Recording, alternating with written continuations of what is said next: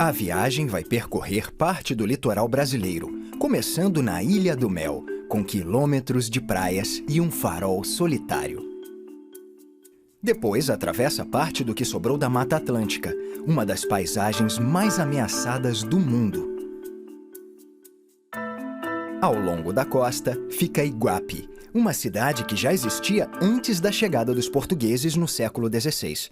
Ao longo dos séculos, a cidade de Santos virou o maior porto marítimo da América Latina e um balneário importante. Ubatuba é um paraíso para os ricos, com mansões nas encostas e praias maravilhosas, inclusive para surfistas. A viagem termina na cidade histórica de Paraty, que enriqueceu com as minas de ouro e agora é uma cidade colonial preservada e estimada.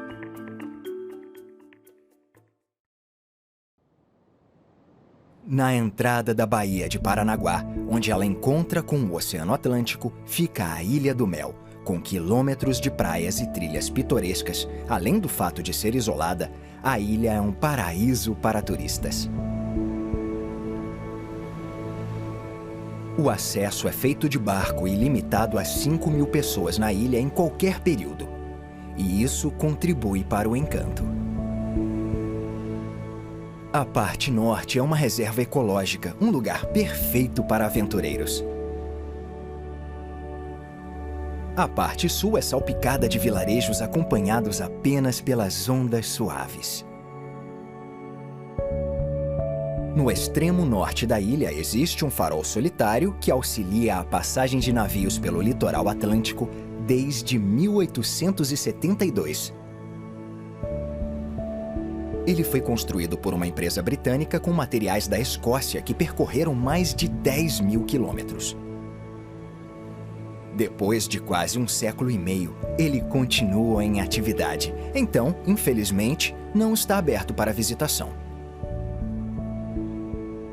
Mas isso não impede que as pessoas subam o rochedo íngreme para admirar a bela vista da baía. A ilha tem uma atração turística um tanto inusitada. No sopé de um morro se encontra a Fortaleza de Nossa Senhora dos Prazeres. Ela foi construída na segunda metade do século XVIII, a mando do governador de São Paulo. O objetivo era proteger a entrada do porto de Paranaguá das embarcações inimigas e de piratas que queriam roubar carregamentos de ouro. O local histórico começou a ser reformado nos anos 1980 e agora abriga um museu na Casa da Guarnição.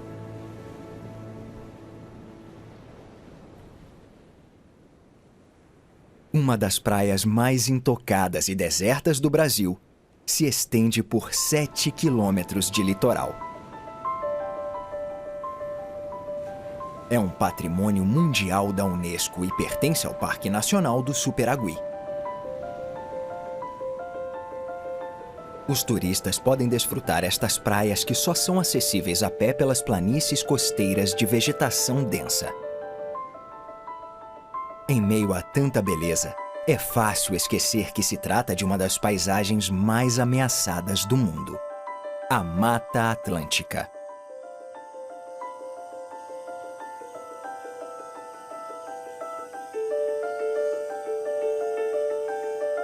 É uma das florestas mais diversificadas do planeta e já cobriu mais de 130 milhões de hectares.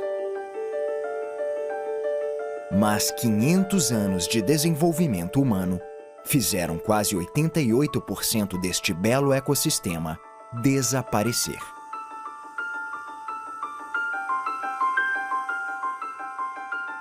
A Mata Atlântica compreende uma série de ecossistemas que há tempos estão isolados de uma vizinha maior e mais famosa: a Floresta Amazônica. Esta complexa rede de estuários de água salgada é considerada um dos principais locais de procriação de espécies marinhas no Atlântico Sul.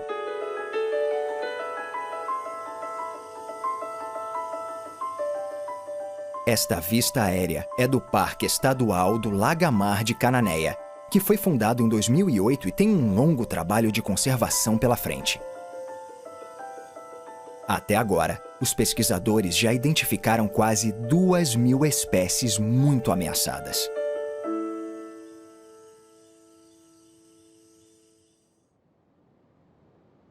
Ao leste do parque, numa ilha de lagoa, fica a antiga cidade de Cananéia.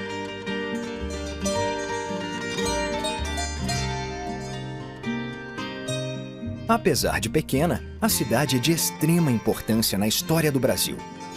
Ela é da época das primeiras expedições ao Novo Mundo, conduzidas pelo grande explorador Américo Vespúcio. A cidade, fundada em 1531, foi um dos primeiros povoados europeus no Brasil. Contudo, a maioria das construções vistas hoje são do século XIX. Desde então, as pessoas usam barcas para se deslocar de Cananéia para o continente e outras ilhas. Ao longo dos séculos, a cidade desenvolveu uma cultura diferente, que inclui desde a dança regional, o animado fandango, a anual Festa do Mar, em que os restaurantes da região exibem os melhores pratos de frutos do mar. Cercada pela Mata Atlântica, Cananéia atrai muitos turistas. E casas e hotéis novos recebem um número crescente de pessoas que desejam conhecer essa cidade histórica.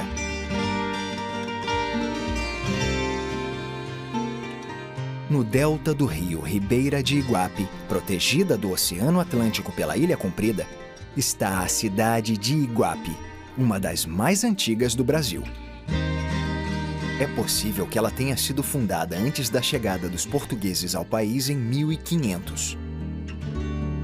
Também foi um dos poucos lugares da costa de São Paulo a manter a arquitetura colonial do século XVII. O vilarejo surgiu na época da Corrida do Ouro, que trouxe muita riqueza e muitos caçadores de tesouros para este local tranquilo. De fato, as primeiras moedas brasileiras foram cunhadas aqui no século XVII. Muitas das casas da cidade são pintadas em cores primárias e concentradas em torno da Praça de São Benedito, que hoje é dominada pela enorme basílica, construída no século XVIII. Feita com pedras, argamassa e óleo de baleia, esta extraordinária igreja católica foi construída em 1856, depois de 69 anos de construção. Ao norte de Iguape fica a Estação Ecológica de Jureia e Tatins, com 85.000 hectares. Foi em 1958 que partes desta floresta começaram a ser protegidas. Mas boa parte da região continuava ameaçada por uma empresa que, nos anos 1980, quis construir 2 grandes usinas nucleares. Mas o projeto foi suspenso em 1985 e se iniciou uma campanha para proteger ainda mais a floresta. Mesmo sob proteção estadual, a região enfrenta um problema: a extração ilegal de palmito. Como se trata de uma iguaria cara, muitos habitantes são atraídos por essa atividade ilegal, que é difícil de ser fiscalizada numa área tão ampla.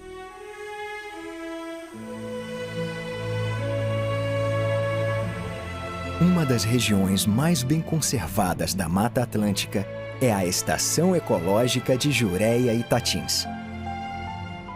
Localizado na costa sul de São Paulo, este parque estadual engloba uma série de montanhas impressionantes. Um dos maiores picos do parque também é o marco mais distinto da região por causa do cume íngreme. Ele é tradicionalmente visto como o grande desafio da região para montanhistas ousados que tentam obter fama na região. Apesar de o pico ser o mais famoso da área, ele está longe de ser a única montanha bonita da região da Mata Atlântica. Muitos picos impressionantes se erguem em vários formatos pitorescos de diversas cordilheiras descontínuas que se formaram 60 milhões de anos atrás.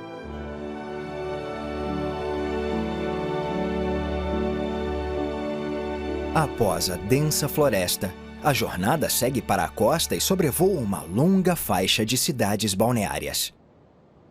A primeira delas é Peruíbe.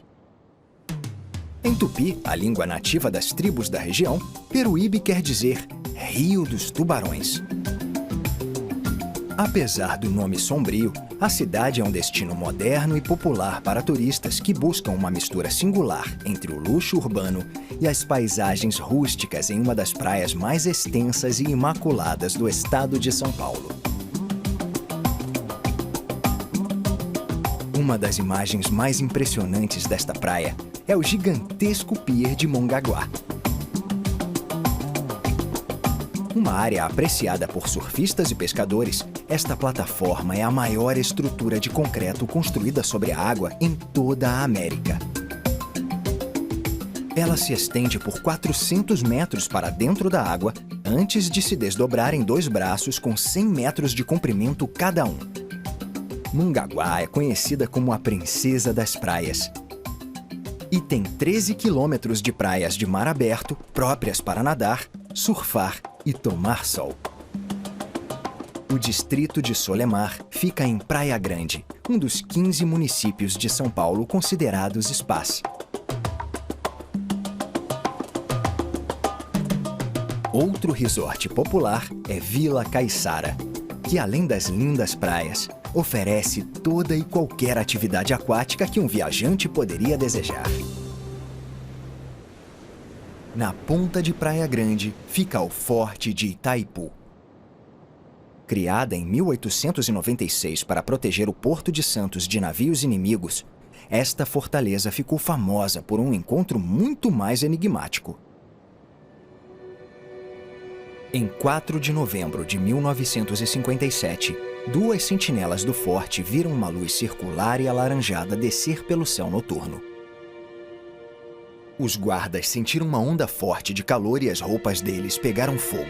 Apesar de o Exército Brasileiro e a Força Aérea Americana terem realizado uma investigação conjunta, o incidente com o OVNI continua sem explicação. Após cruzar as montanhas, a rota segue para Santos, a maior cidade do litoral de São Paulo.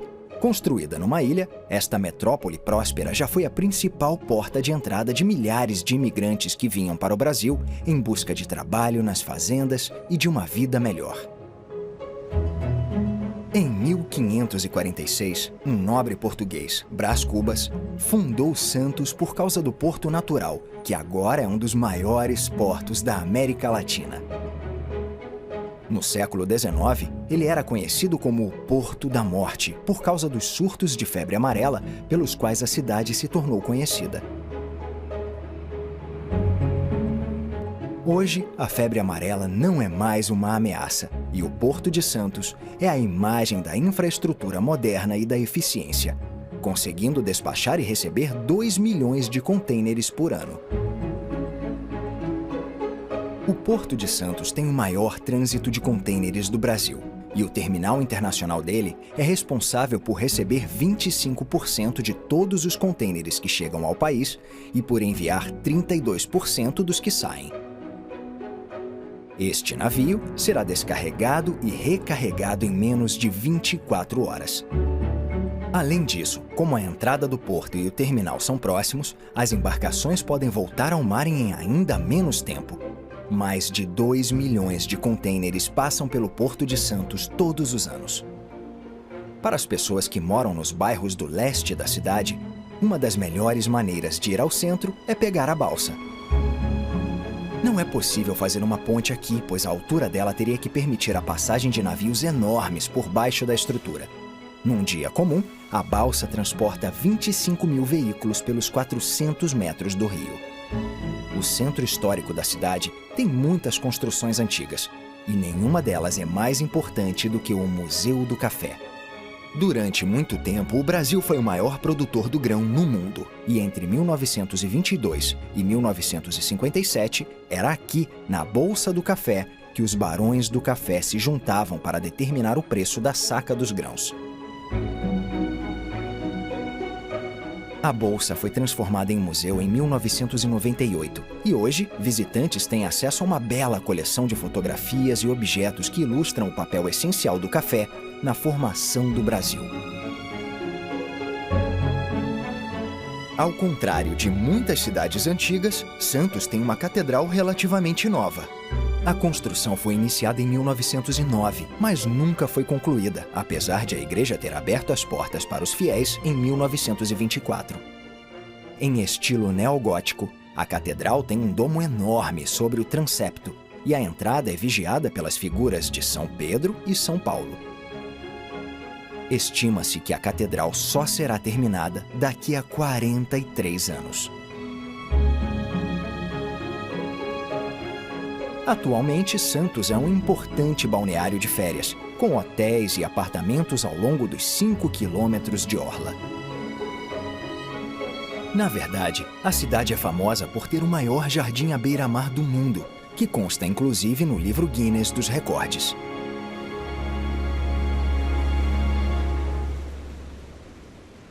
A viagem deixa Santos e segue para a popular cidade de Bertioga. Este balneário, que inclui a praia Riviera de São Lourenço, é contornado pelo Parque Estadual Restinga de Bertioga, que pertence à Mata Atlântica. Restinga significa faixa de terra e um tipo de floresta de folhas largas, tropical e subtropical. O parque tem cerca de 9.000 hectares e só foi criado em 2010 para impedir a concentração de resorts ao longo da costa, onde estão algumas das melhores praias do Brasil.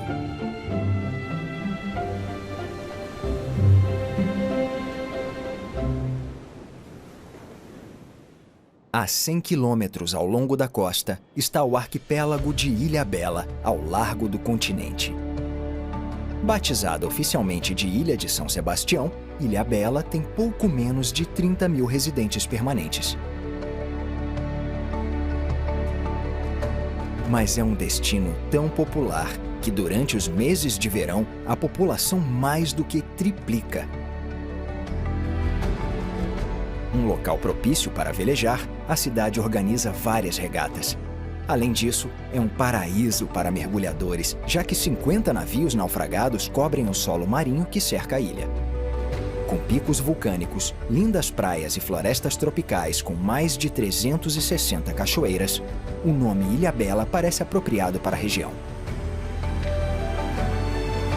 Em 1985, a cidade foi eleita Patrimônio Nacional e, com algumas das ilhas que a cercam, foi incorporada a um parque estadual que abriga 800 tipos de aves, 180 espécies de anfíbios e 131 de mamíferos.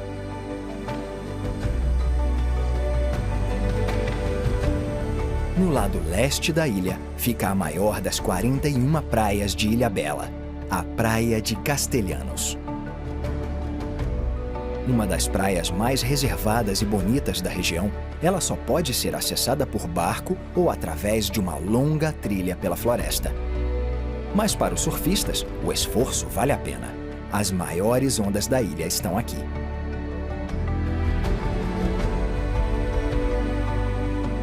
Antes que o explorador italiano Américo Vespúcio desse a este lugar o nome de São Sebastião, os indígenas o chamavam de Siribai, ou lugar tranquilo. A viagem chega à Ilha Anchieta, também conhecida como Ilha dos Porcos ou Ilha do Diabo. Esta paisagem maravilhosa preserva a história natural e um segredo sinistro.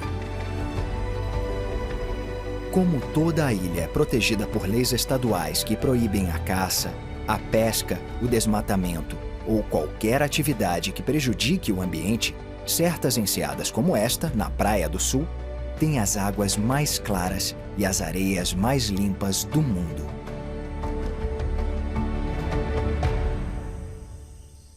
No entanto, em meio à beleza serena da ilha, existe um segredo obscuro. Foi aqui que, em 1952, ocorreu a pior rebelião da história do sistema penal brasileiro. Um grupo de prisioneiros bem organizado, que incluía alguns dos piores criminosos da América do Sul, matou o diretor e mais de uma dezena de guardas da prisão de Anchieta, antes de tomar armas e munições do depósito e fugir da ilha em barcos. Liderados por um assassino de 22 anos conhecido como Diabo Louro, 388 prisioneiros chegaram ao continente, aterrorizando as cidades vizinhas. A polícia e o exército brasileiros fizeram a maior busca já realizada na história do país. E no fim, quase todos os prisioneiros foram recapturados ou mortos. O número de mortos passou de 100. Pouco depois do incidente, a prisão e a ilha foram abandonadas. Nas praias em que os prisioneiros de Anchieta aportaram, hoje fica Ubatuba, uma linda península disposta sobre o cenário da Serra do Mar.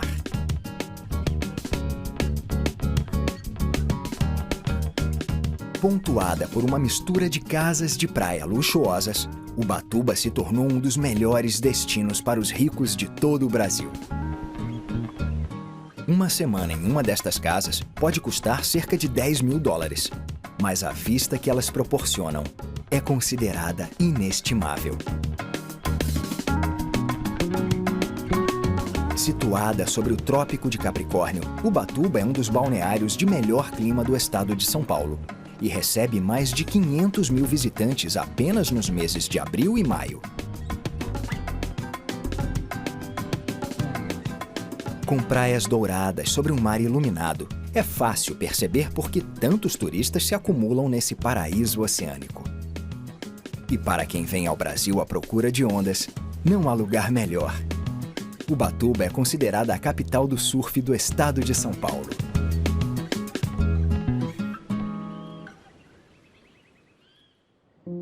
A viagem se aproxima do destino final e atravessa a fronteira sul do Parque Nacional da Serra da Bocaina.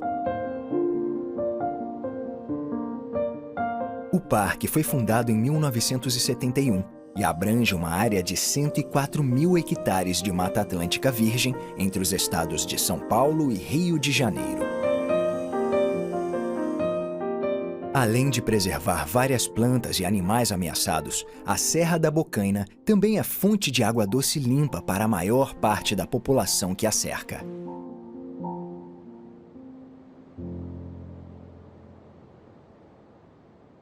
Do outro lado da serra fica a cidade colonial portuguesa de Paraty, incrivelmente preservada.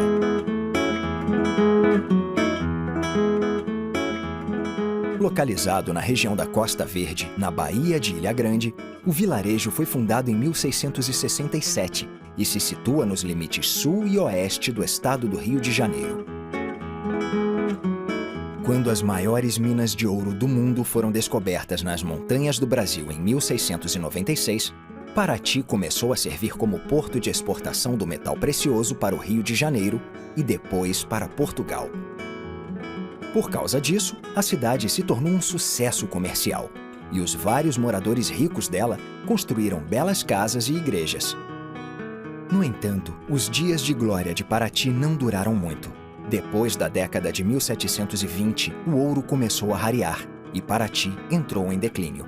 No século XIX, a economia local voltou a crescer com a explosão do café. Mas foi depois que o estado do Rio construiu uma estrada até a cidade, nos anos 1960, que a nova era do turismo começou. Por causa do lento declínio nos últimos 2 séculos, a maior parte da arquitetura colonial de Paraty foi mantida. Hoje, apenas visitantes a pé e de bicicleta podem passear pelas famosas ruas de pedra do centro histórico. Veículos motorizados só são permitidos às quartas-feiras e apenas para fazer entregas. Mas ainda é comum ver charretes circulando na cidade.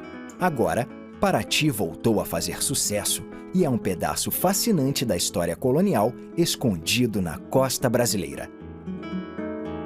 É o lugar perfeito para encerrar esta jornada.